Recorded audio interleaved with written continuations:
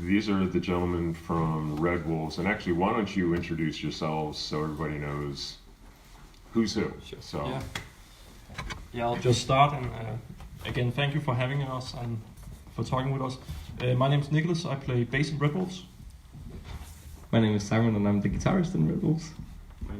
My name is Kasper and I play the drums. congratulations. The album is called Future Becomes Past. Yeah. Came out on March 15th, I do believe, according to my notes here.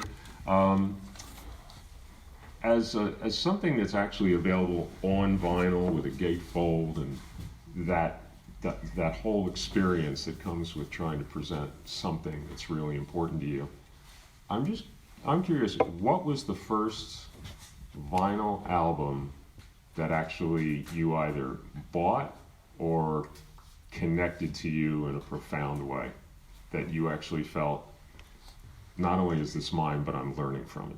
Yeah, I'll just start with that one. I was a late bloomer in terms of vinyl. We're all from the 90s, 90s children, so I grew up idolizing CDs for some reason. That was a short love affair. Yeah, sure. Still love it though, but my first vinyl was a gift actually. It was from Kasper, I think. It was the fourth album by a Swedish band called Graveyard. Okay. Yeah, many would say it's not their favorite album of the band, but I'm very partial to the first one. Oh yes, understandably. Yeah, so that was my first real experience with my own vinyl, I would say. Yeah.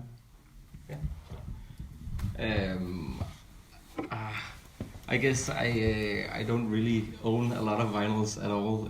My first experience with vinyl was actually getting my old band pressed on vinyl. Yeah, and it was like it felt really good, and I just completely fell in love with it after that. But What was the part that felt good? the smell and the touch and everything about it. It was just awesome to see it, and the big cover art too. The CDs are too small. You can't see all the details in the cover art, so it's so much more, I guess, rewarding to hold that vinyl in your hand. Does it feel more interactive? Yeah, it feels like you bought a toy or something, and you just want to open it up and listen to it. So that's actually my first experience with vinyl. So I think I was 15 years old, 16 years old maybe, and my first girlfriend gave me Metallica and Justice for All, and the first time I put it on was special because it was the first time that I was able to hear music from speakers that my dad built when he was a young kid. And sorry, Dad, but they weren't that good. It was one of his first speakers that he built, but somehow it was like they were supposed to play this record. I just felt this way. It was very challenging sound to me, and I had to listen over and over again to really get into it. But it made perfect sense. Yeah. When the possibility of this came up, putting this record out on vinyl like this, what kind of discussions did you have about how you wanted to present it? Because as you say, it's like a canvas. It's like you have the chance to present something in a way that has dimension and it has vitality, and it's also got the feel. You know, CDs as convenient and as, you know, you can do some pretty imaginative things with presentation, but it is smaller scale. And as someone who writes liner notes, the idea of the print getting smaller really irritates me. But with the 12-inch and actually a gatefold, you really had an opportunity to present something that was true to the work. Like, what kind of discussions did you have as a band with Nordso about how to do that? Yeah. Well, I think when you talk about vinyl, you and also all other releases, you kind of start with the artwork after the mastering, and I think, as everyone in this room, I think everyone appreciates some good artwork. I'm actually also very happy to see the artwork of the other bands and our own. I think they're all they've all turned out very nicely. But yeah, that's how we started our conversation. We talked about which artist would we like to have depict the idea of the album. Like, And, where did the idea for this image come from? It almost looks like something you would get in an art museum, almost like something Matisse or one of the French Impressionists. yeah, Which is, and I mean that as a compliment. yeah, well, we also think it turned out very nicely in terms of its style. We knew we were going for an oil painting, and I think Kasper, you found the artist back in the day. I think maybe you wanna. Yeah, Michael Lurley, who also makes the cover art for a band called Paul Bear, which we all found.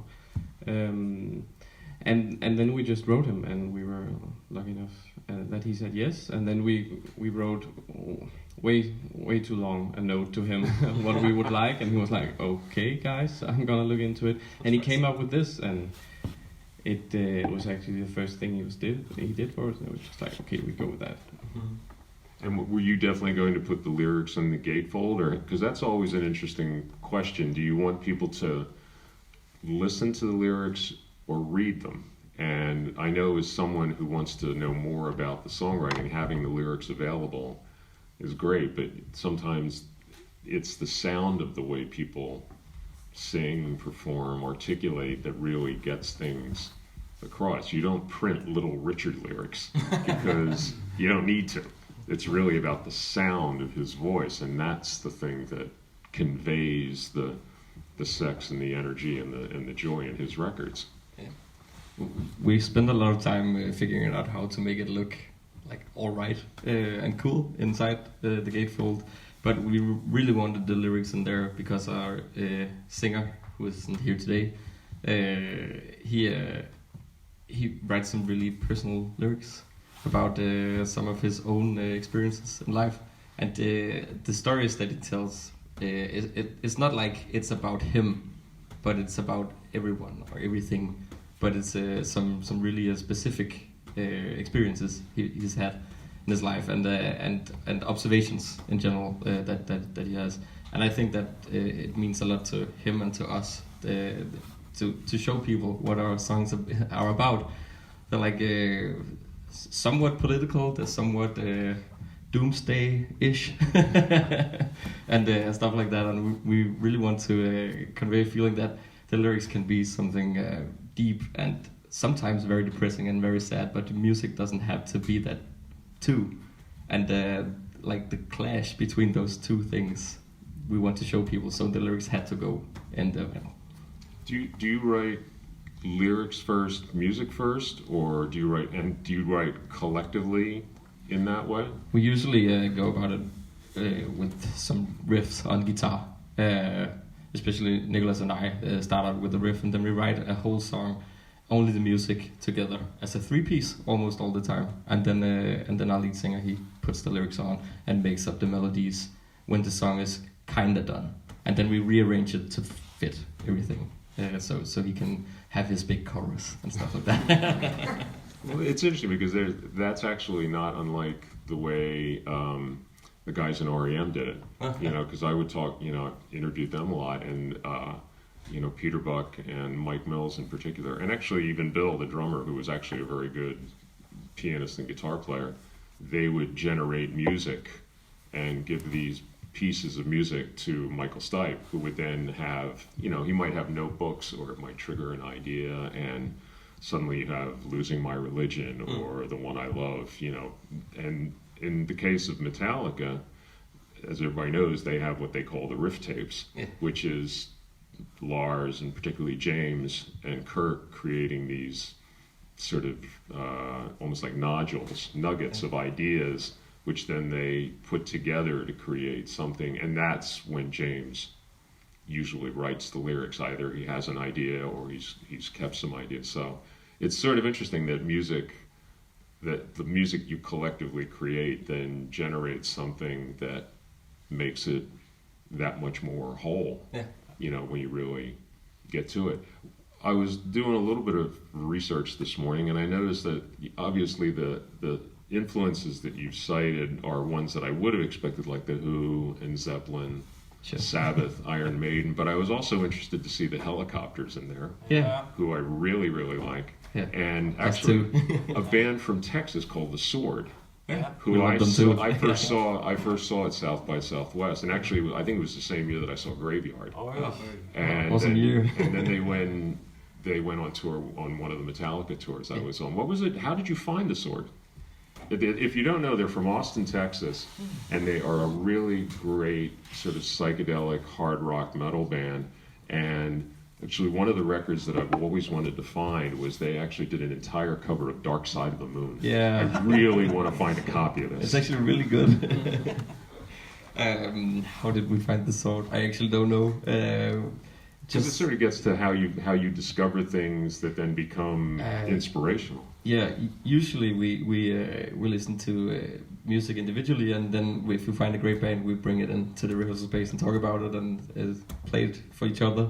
And sometimes it's a hit, and sometimes it's a clear miss for some of us. And The Sword was one of those bands that we really just. I think we got that sort of vibe from them, that they were like kind of like Graveyard and stuff like Scandinavian rock music in general, but still with that kind of stony American vibe about them. And We're always stoned. What can I tell you? yeah, you guys really are. But bands like the Helicopters, they've been like the main inspiration for the band for the longest time. We actually started the band because of the Helicopters. They split up back in 2008 or something like that, back in 2008, and we saw them play one of the last shows on Roskilde Festival at Arena, and it was an awesome show, and we realized no one's gonna make great rock music anymore in Scandinavia. So it's up to you. So we had to start a band. And this was way back in, as I said, 2008, and we weren't that old by that time. But we sort of did that and kept it going for about 2 years or something like that. And then we stopped and started back up again with me and our lead singer. And then we found these two guys. Somewhere, yeah, in a ditch. But you also had to change your original name. Yeah, sure. We got something like a cease and desist or something like that from Nuclear Blast Records, and because they have a band called Powerwolf, and our old band name was also Mr. Powerwolf. Not a great band name, but we weren't allowed to It be didn't called. deserve getting a cease and desist law. No, that's too much punishment. No, we sort of went with it and changed our name because we felt that might be best for us, anyways. But they actually threatened to sue us if we didn't do it. You had an EP and I guess a single out early on. How do you feel this record is? Like where's the growth in this for you? Because this is the first thing I've heard you do. Yeah. Like how would you characterize what this represents versus how you started? I think when we started, we were kind of learning how to play and writing songs together. We had back then 2 guitars. So when we started the writing process of this album, we actually our other guitarist, he split from the band. It was an amicable split. We still see him and hang out, so everything's good. But You didn't give him a cease and desist. not quite. You have 2 weeks to get out of this rehearsal space. No, luckily it wasn't like that. But it's still it was a challenge for us because we had to figure out a new dynamic in terms of writing process, and also just very practically how to fill out the space of a missing guitar. And I think that sort of acted like a catalyst for many of the songs. Many of the first songs we wrote for this album are based on us just finding our way together. So yeah. Also, I started using a lot of guitar pedals, a lot of effects, just some organ-ish effect on the album. That's all guitar, and that was sort of just getting to experience one guitar sounding like 4 guitars instead of 2 guitars sounding like 2 guitars was awesome.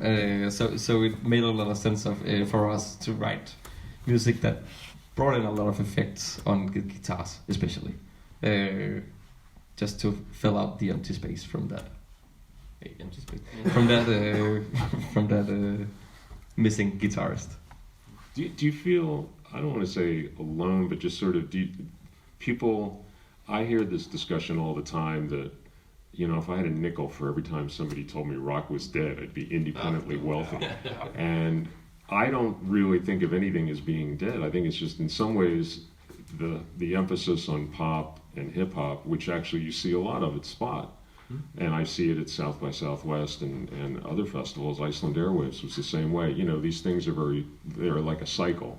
You know, something comes through and then something else comes through and gets replaced. And yet there's something about this kind of experience. It's both true of the music you play and this physical thing, because I recall when CDs first came in, all these guys I knew were selling their records, and I said, "You're an idiot. Yeah.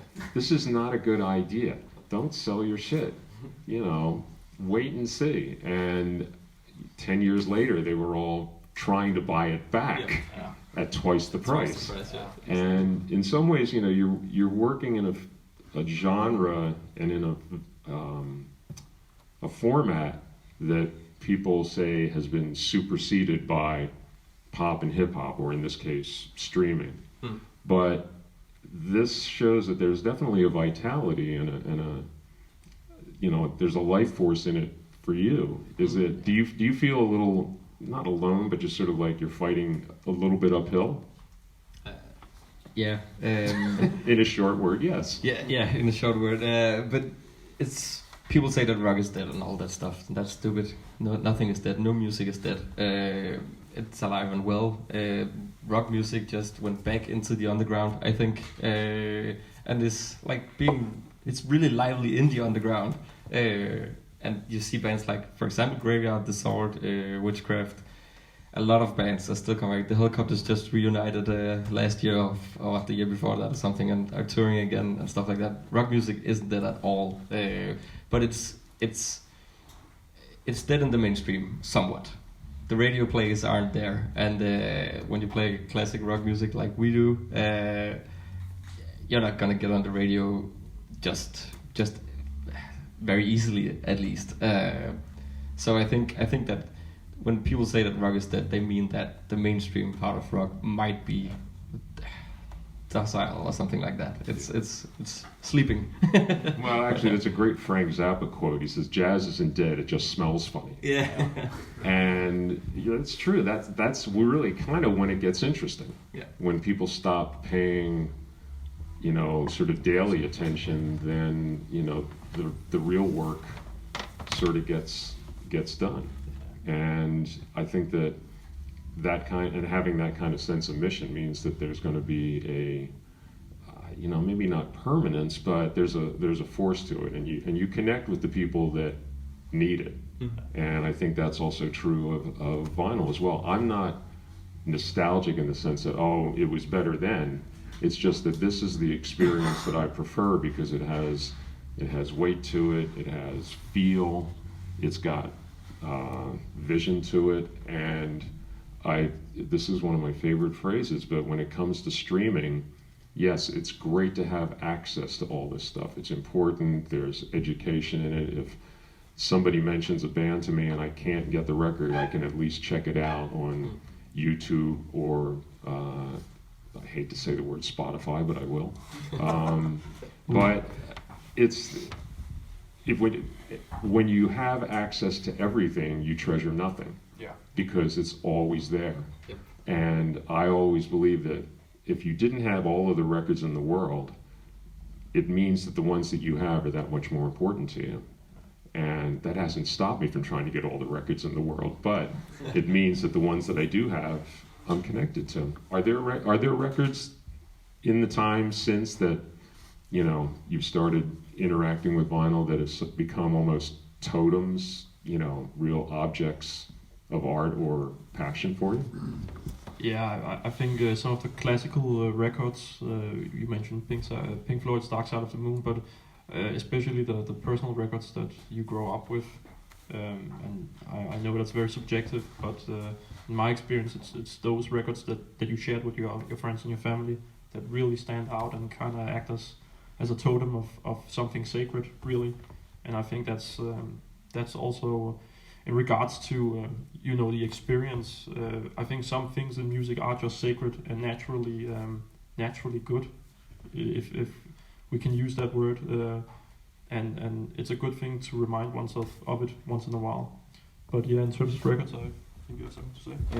Vidunder, a Swedish, wonderful Swedish rock band called Vidunder, who unfortunately they don't play together anymore, but we had the chance to see them live, a wonderful show, and it was just the best atmosphere. And Nicholas, he bought me a record without me knowing, and getting the autograph from every band member. That's a good thing, yeah. So that's it's a special record for me. Also because it was a band who was really like, they did their thing and they didn't give a shit about it, and it's a very special record to me.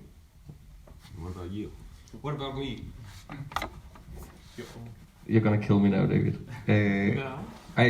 I don't have a favorite record. I have all the records that all the vinyls that my own bands have pressed, and then I have a couple of vinyls that I got from some friends who also play in the bands the records are from. So is it really about the playing for you?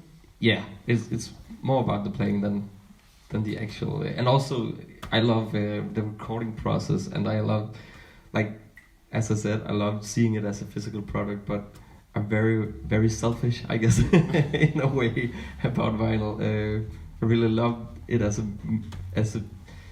thing I was a part of creating, I think, and I have that feeling with some CDs, and because, as Nicholas said, we grew up with CDs, I guess.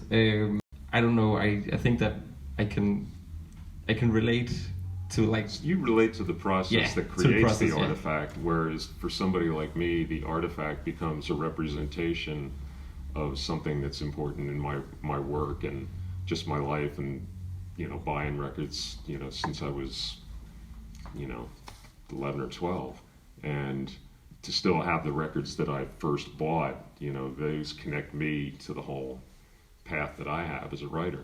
So, but since this is your version of, like, my transcripts and my interview tapes, and like that. Yeah, exactly. Well, future becomes past. Redwolves, Norzo is such a big part of this.